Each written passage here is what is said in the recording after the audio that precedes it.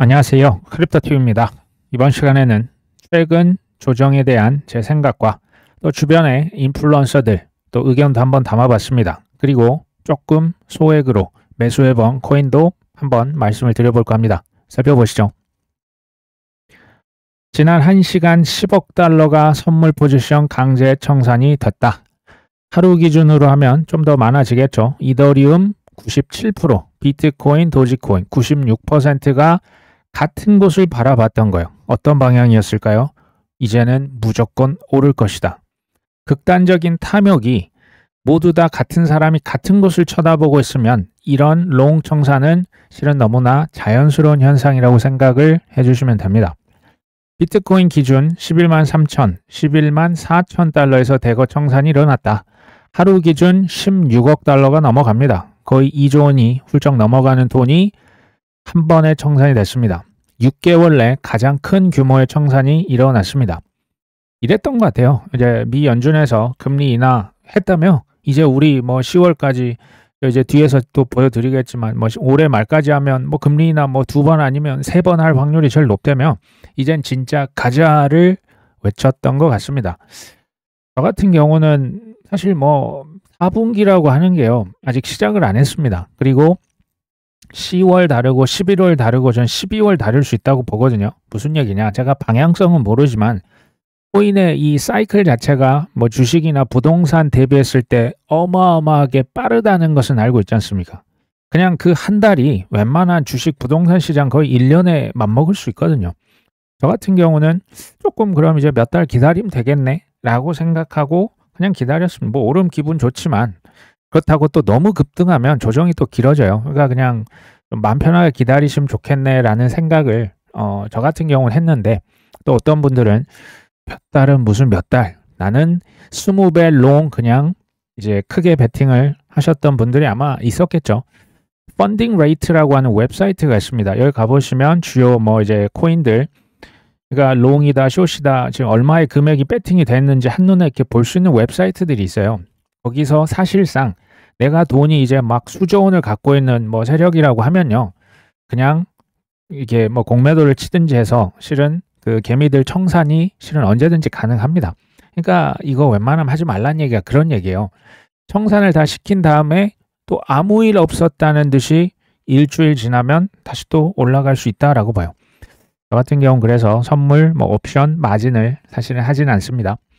자, DeFi Development, 솔라나를 계속 비축하고 있는 회사입니다. 최근에는 어떤 회사를 인수했습니까? 한국에 있는 상장 회사도 인수를 해서 솔라나 비축 기업, 쉽게 말하면 조금 뭐랄까요? 그 전략, 솔라나 사는 것을 한국에 전도하고 있다. 이렇게 보시면 될 것 같아요. 미국에 있는 지금 세력들이 지금 모든 그 코인판, 지금 AI 이거 다 짜가고 있지 않습니까?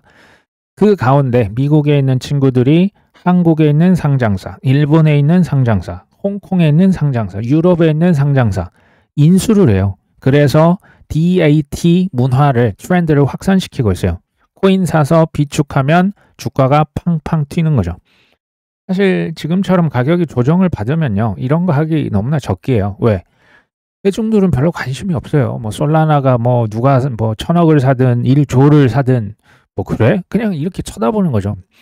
그러면서 저 기업들은 저가 매수하기에 좋은 거고 지금 한국이든 해외 돌아다니면서 기업들 상장도 시키고 코인도 상장시키고 IPO하고 ETF도 많잖아요. 그냥 할 일 하고 있는 겁니다.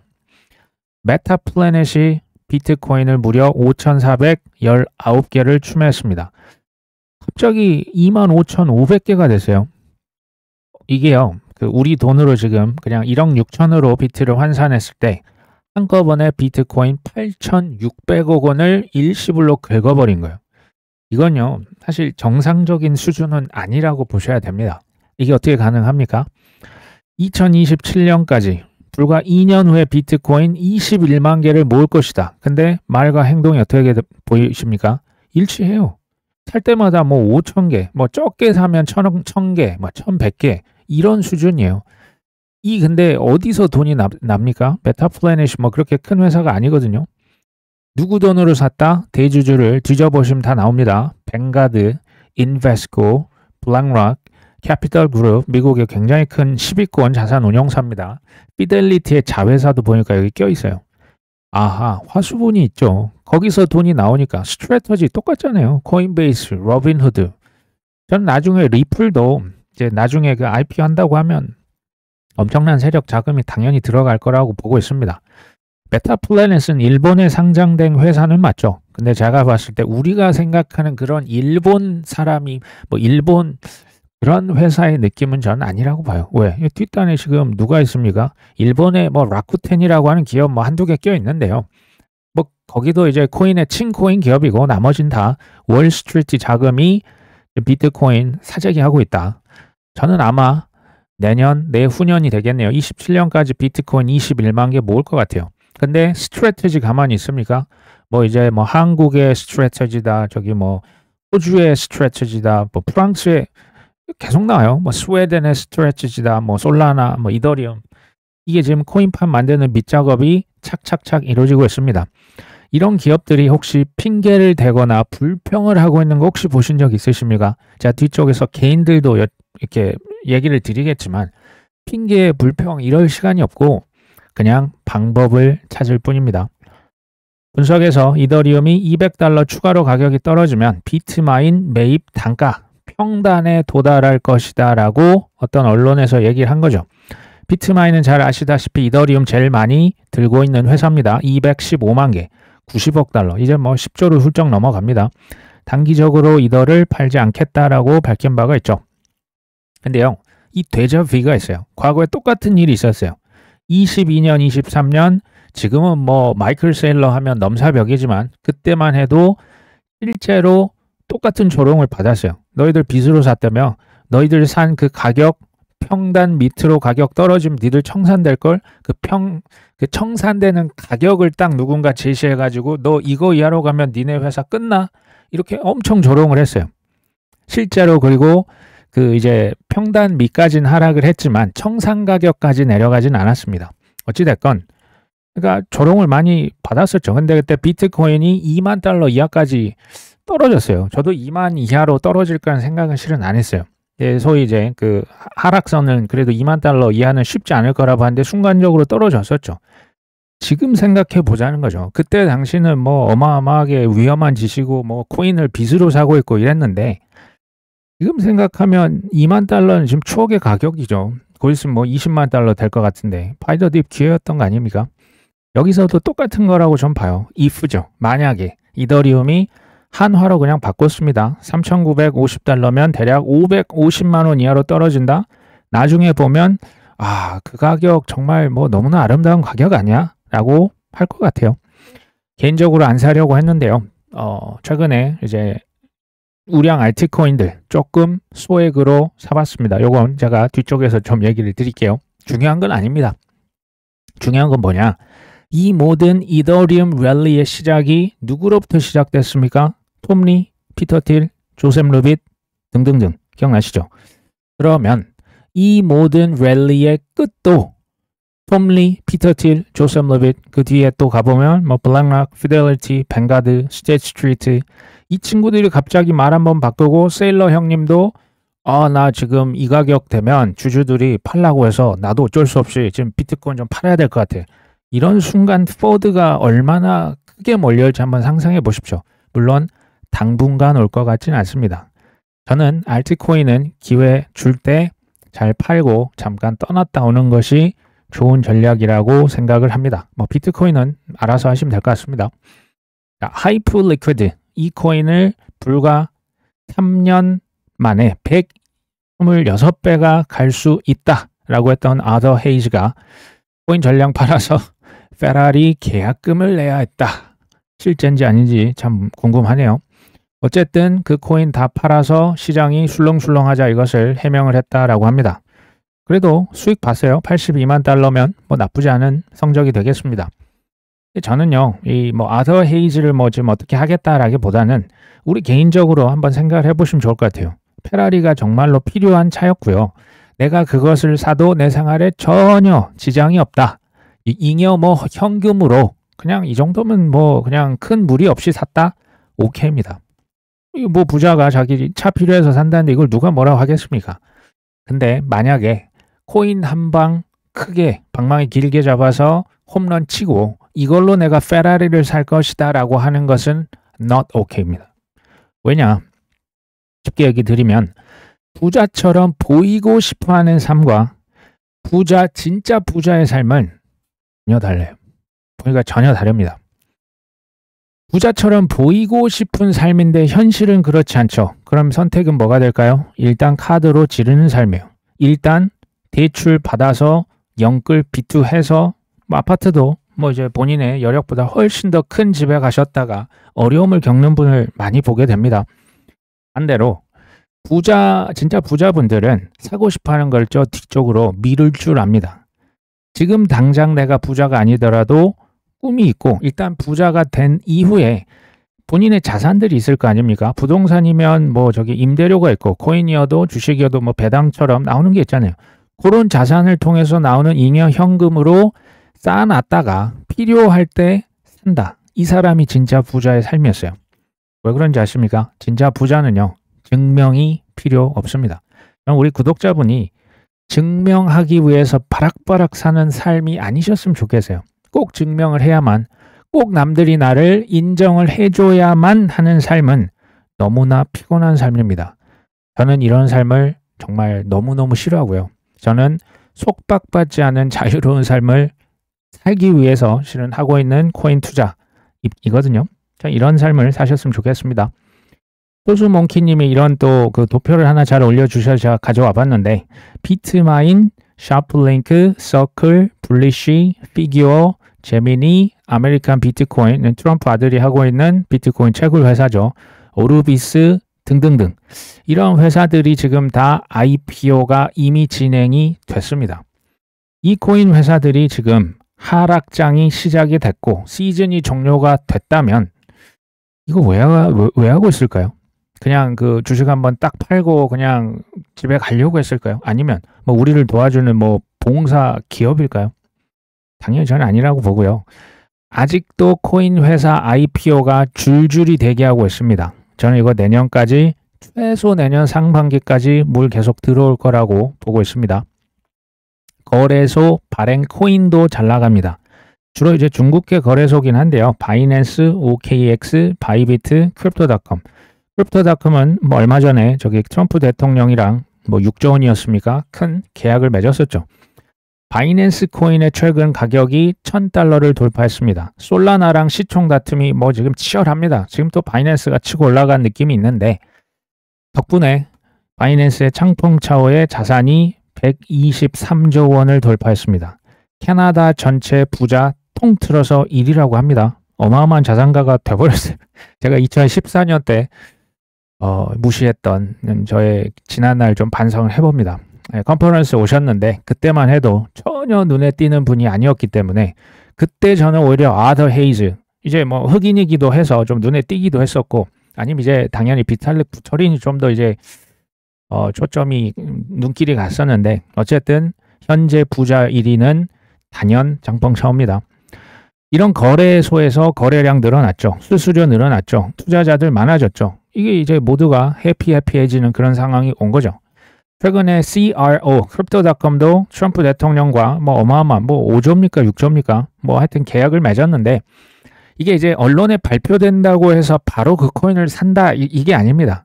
이제 계획을 발표한 거고요. 이제 실제 6조라고 하는 돈은 어마어마한 돈이에요. 그래서 이것을 아마 하는 데는 내년까지 가가지고 이제 차차 순차적으로 자금 조달하고 사지 않을까 이런 생각은 합니다. 전 참고로 CRO를 가지고 있지는 않습니다. 중앙은행 연준이죠. 그 미니애폴리스 닐 카시카리 연은 총재가 있어요. 이분을 굳이 분류하면 살짝 매파에 속한다라고 보시면 됩니다. 왔다 갔다 하시지만 이분이 올해 금리 인하를 2번 더 할 것 같다. 이미 한 번 했잖아요. 그럼 2번 한다는 얘기는 남은 10월, 12월 2번 다 한다는 얘기로 해석이 됩니다. 근데 이제 우리가 그 퀘스천 마크가 있는 거죠. 근데 왜 다시 강달러로 가는 거야? 왜 이렇게 환율 다시 올라가? 금리 인하하면 환율 떨어져야 되는 거 아니야? 맞습니다. 근데요. 세상의 모든 가격, 모든 자산, 가격 차트들은요. 일직선상으로 움직이는 건 세상에 없어요. 우리가 생각하는 코인 가격이 저는 이렇게 올라갈 거라고 생각을 하고 있고요. 반면 이제 그 달러는 약세가 이렇게 갈 거라고 봐요. 근데 자산 가격이 지금 이렇게 떨어질 때마다 계속 시즌 종료를 외친다면 1년 내내 시즌 종료는 한 달에 한 번씩도 올 수 있는 거 아닙니까? 조정 때마다 시즌 종료를 만약에 외치고 계신다면 코인이 본인에게 적합한 자산인지 한번 좀 이걸 그 객관적으로 한번 체크를 해보셔야 돼요. 제 주변에 있는 사실은 대다수는 코인보다는 우리나라 사람들은 부동산에 적합하신 분들을 사실은 더 많이 봅니다. 부동산은 우리가 뭐 매일 시세 확인하고 이런 게 아니거든요. 훨씬 더 제 주변에 여전히 많다는 점을 반복해서 얘기를 드리고 있습니다. 중국의 핀테크 회사들이 국가 간의 거래용 위안화 스테이블 코인을 기어코 출시를 했습니다. 홍콩에서 지난 1대1로 정상회담을 했다라고 합니다. 1대1로 아시죠? 뭐 아프리카 쪽, 뭐 이제 자원적으로 중국이 전 세계 이제 계약 맺고 본인들에게 유리하게 가져가려고 하고 있죠. 근데 거기 국가들이랑 이제 결제하고 무역할 때 뭐 쓴다? 초과 담보하는 위안화 스테이블 코인을 쓰겠다. 중국은 국부 유출이라고 하는 이슈 때문에 본토에서는 코인을 허용하지 않지만 이외 모든 것, 뭐 거래소, 뭐 비트코인, 이더리움, ETF, 스테이블 코인, 뭐 실물 자산 토큰화 다 하고 있어요. 홍콩에서 다 하고 있습니다. 저는 중국은 사실은 저는 뭐 눈치 보고 있다 뭐 이렇게 봐요. 인도도 마찬가지고 일단 미국도 시간이 오래 걸리고 중국에서 이걸 대놓고 코인을 키울 수는 없으니 홍콩을 통해서 하고 있다가 미국 쪽에서 한다면 아마 확장을 하지 않을까라는 생각을 하고 있습니다. 빗썸이요. 이제는 개인이 아니고 법인들, 회사들 상대로도 코인 대여 서비스를 오픈했습니다. 생각보다 많이 빌려줍니다. 최대 5억 원까지 빌려준다라고 하고요. 그 다음 빗썸에서 테더마켓의 코인 10종, 비트코인 마켓의 코인 4종을 추가로 상장을 했습니다. 여기 지금 들어간 코인들, 지금 제가 볼 땐 다 나쁜 코인들 없거든요. 그러니까 이제 코인베이스나 업비트, 빗썸, 뭐 러빈후드 이런 데들 이제 시즌 종료라고 만약에 한다면 코인 상장을 왜 할 것이며 기업도 왜 이렇게 IPO를 상장을 시킬 것이며 개인에 이어서 이제는 법인들에게 5억까지 돈을 왜 빌려주겠냐라는 거예요. 저는 이들은 바보가 아니다. 이 바보 일리가 있습니까? 우리를 도와주는 친절한 사회적 기업도 아니다. 수익을 쫓기 위해서 지금 이 모든 판을 이제 그 뒷단에서 이제 깔아왔고 이제는 수확을 거둘 때가 전 다가오고 있다. 이렇게 보고 있습니다. 가격이랄지 뭐 그들이 하는 그 말만 들으면 이게 우리는 뭡니까? 타가 디스코입니까? 디스코 팡팡처럼 그냥 뭐 몇 번 있다가 한 10분, 15분 있으면 이제 끝나겠지. 안 끝나요. 잊을만 하면 흔들고 잊을만 하면 이제 막 720도 세 바퀴씩 돌려버리면 정신 못 차리는 거죠. 이거 버티기가 힘든 겁니다. 코인 투자 얘기하는 거요. 그들의 실제 행동을 보시고 가치를 보셔야 핑계를 대는 게 아니고 불평하시는 게 아니고 방법을 찾을 겁니다. 이거 굉장히 큰 차이가 있습니다. 애쉬 크립토라고 하는 사람은 뭐 이더리움 가격이 지금 보니까 트라이앵글 패턴 밑으로 가격이 하락을 이탈했네. 그래서 뭐 시즌 종료라고 하는 것 같진 않고요. 이 사람은 Q4 4분기 상승을 위한 마지막 개미 털기가 될 것이다. 이런 얘기를 합니다. 9월달 이제 뭐 9월 시즌이 별로 안 좋다라고 하는데 이렇게 이제 마지막 주 가면서 좀 떨어진 경향이 있거든요. 그럴까요? 4분기 상승을 위한 마지막 개미 털기가 될지 4분기 가서도 털지 요거는 잘 모를 것 같아요. 전 모를 것 같습니다. 어찌됐건 개미 털기는 맞다라고 전 봅니다. 이 차트는 라울 팔에서 운영하는 가치라는 줄리안 비텔이라고 하는 사람이 한 것을 제가 좀 가져왔습니다. 검정색은 ISM 지수죠. 이제 비즈니스 사이클 할 때 보시면 되고 빨간색은 미국의 2년 국채 수익률입니다. 근데 역방향이에요. 그러니까 지금 21년, 22년도 이게 쭉 밑으로 떨어졌죠. 이게 뭐냐면 역방향이기 때문에 미국 2년 국채 수익률이 떨어졌다. 그러니까 금리가 떨어졌다라고 생각하시면 됩니다. 금리가 올랐답니다. 반대니까요. 금리가 가파르게 올랐기 때문에 ISM이 지금 낮아졌죠. 그리고 3년 동안 밑바닥에서 ISM이 지금까지도 이렇게 짓눌려 있어요. 그 이유가 뭐다? 역방향이기 때문에 지금 금리가 높아도 너무 높다. 지난 3년 동안. 그래서 너무너무 낮았던 ISM 지수 억눌려 있는 거예요. ISM과 비트코인, 특히 알트코인 영향이 굉장히 크거든요. 금리는 지금보다 훨씬 더 낮아져야 ISM이 올라갑니다. ISM은 쉽게 말하면 기업의 실적이랑 거의 비슷하다 보시면 돼요. 기업들 돈을 벌어야 이거 가지고 뭐 투자도 하고 뭐 사람도 뽑고 할 텐데 여력이 안 되는 거예요. 지금 뭐 주식이다, 특히 뭐 위험자산인 코인 여력이 안 되는 거예요. 이게 결국엔 금리가 더 낮아지는 것이 결국에는 뭐 이제 그 바로 막 그냥 2주 있다가 막 하늘로 뚫고 이게 아닙니다. 코인도 뭐 예전처럼 그렇게 막 변동성이 너무 크다기보다는 좀 기다려야 돼요. 결국에는 위험 자산, 괄호 열고 닫고 알트코인과 같은 경우는 랠리가 나올 거예요. 그러려면 금리가 지금보다 훨씬 더 낮아져야 된다라고 봅니다. 10월 29일에 FOMC 미국 연준에서 회의를 또 해서 금리를 결정합니다. 그때 금리 인하를 한 번 더 할 확률 89.8%예요. 거의 90% 아닙니까? 10월 달에 물론 이게 뭐 확정 수치가 아닙니다. 왔다 갔다 하겠지만 여전히 금리 인하 10월 달에 할 확률도 높습니다. 올해 말까지 12월 10일까지 해서 미 연준의 금리 인하의 확률 2번 더 추가 금리를 인하할 경우, 그러니까 올해 총 3번 할 확률이 가장 높습니다. 78.6%. 한 번 이상 금리를 추가로 할 확률, 그러니까 올해 2번 혹은 3번까지 할 확률은 98.8%예요. 여기서 금리 동결은 없다는 거예요. 그러니까 한 번 하냐, 2번 하냐, 이것만 남은 거죠. 연말까지 금리 동결 확률은 1.2%입니다. 더 낮출 거란 얘기라고 보시면 됩니다. 2026년 내년 상반기까지 해서 가장 높을 확률, 금리는 그러니까 지금부터 봤을 때 4번이나 더 하는 겁니다. 34.7%. 그 다음은 금리 앞으로 3번 더 하는 거. 그 다음 확률은 금리 지금부터 5번 할 확률. 이게 3% 전후로 왔다 갔다 하는 거예요. 미국의 기준금리가 현재 뭐 지금 4.25%입니까? 제가 봤을 때는 이 3%까지는 뭐 이게 기준금리라고 봅니다. 이 전후로 왔다 갔다 할 것 같아요. 여기에 규제 완화가 되고 명확성이 들어오고 이제 알트코인 ETF가 이제 하나씩 승인이 되겠죠. 금리 인하한다고 바로 이제 뭐 폭등 아무따 뭐 그냥 무지성 롱 이런 거 안 된다 계속 얘기 드립니다. 이렇게 갈 수 있기 때문에 그냥 떨어졌다 올라갈 것처럼 하다가 밑에서 뭐 선물 옵션 이젠 다 그 파생 상품 많잖아요. 기관들이 위아래로 다 깨트릴 수가 있습니다. 칼 문 이런 사람이 있어요. 이 사람 자산 최소 수천억입니다. 지금 뭐 이 사람 90년대 이후생이에요. 생각보다 젊은 친구입니다. 어찌됐건 최근에 이 조정은 개미털기, 쉐이크아웃 이거는 테스트다. 나는 안 팔지롱라고 얘기를 했고요. 라울팔, patience 이거 이제 인내죠. 인내는 모든 것의 열쇠다. 그리고 레버리지 좀 쓰지 마라. 청산되니까. 가로 열고 닫고. CG도 이런 얘기 했습니다. 딥스는 조정이죠. 자산 123조입니다. 한번 우리가 귀 기울여서 들을 필요가 있다라고 좀 봐요. 조정은 지지선을 만드는데 굉장히 중요하다. 지지선이 뭡니까? 이제 하락하면 이제 지지선 지지하다가 결국 나중에 올라가겠다. 뭐 이런 얘기를 하는 것 같죠.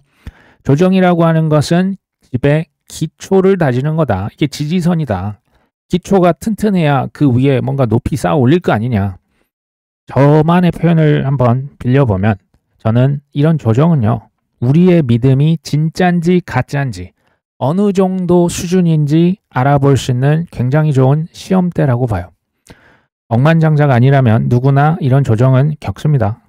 억만장자, 처음부터 억만장자면 모르겠습니다. 근데 우리는 그렇진 않죠.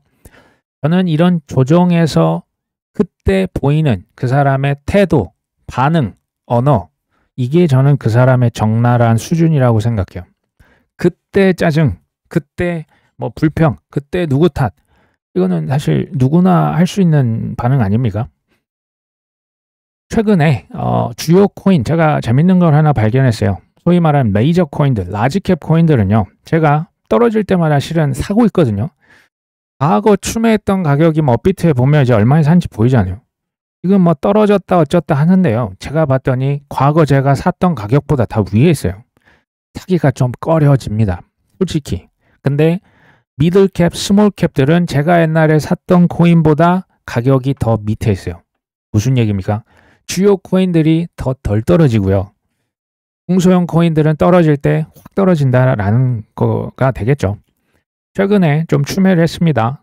헤데라, 도지코인, 시바이누, 알고랜드, 세이 같은 코인들을 조금 더 담았고요. 오해하시면 안 됩니다. 전 지금 이런 코인 뭐 제가 전재산 걸고 이게 전혀 아니에요. 이 돈 그냥 날아가도 좀 아쉽다. 그냥 이 정도지. 비트코인, 이더리움, 솔라나, XRP 저는 여전히 이 코인들의 비중이 가장 높고 뭐 도지코인 그 다음에 뭐 알고랜드 뭐 이제 고정 이렇게 그 순서인 것 같아요. 중요한 것은 저 코인들을 제가 지금 이렇게 손이 잘 안 가는 거죠. 제가 샀던 가격보다는 지금 한참 높으니까 그래서 조금 지금 자제하고 있는 거지. 여기서 더 떨어지면 전 특히 솔라나, XRP는 좀 더 사볼까 하는 생각을 갖고 있고요. 그 다음에 보시면 인내라고 하는 게요. 사실은 가장 어렵죠. 근데 그 열매가 힘든 만큼 그러니까 요즘에 뭐 러닝이 그렇게 유행이지 않습니까? 뭐 기안84랄지 저기 가수 션 씨가 그렇게 열심히 뛰고 이렇게 라면을 가끔씩 먹는데 훨씬 더 맛있대요. 저 이거 동의하거든요. 운동하고 맛있는 시원한 물 한 잔이 훨씬 더 달콤하듯이 인내가 가장 어렵죠. 근데 그 열매는 힘들면 힘들수록 훨씬 더 마지막에 달콤할 거라고 생각합니다. 최근에 혹시 추매한 코인들이 있으시다면 댓글로 남겨주시면 좋을 것 같은데 막 금액이나 뭐 수치나 요렇게까지 남겨주실 필요는 없겠죠. 그냥 이런 코인에 좀 투자를 하고 계시구나. 저는 이제 한번 그 차원에서 여쭤보는 겁니다. 오늘도 모두 좋은 하루 되셨으면 좋겠습니다. 끝까지 시청해 주셔서 감사합니다.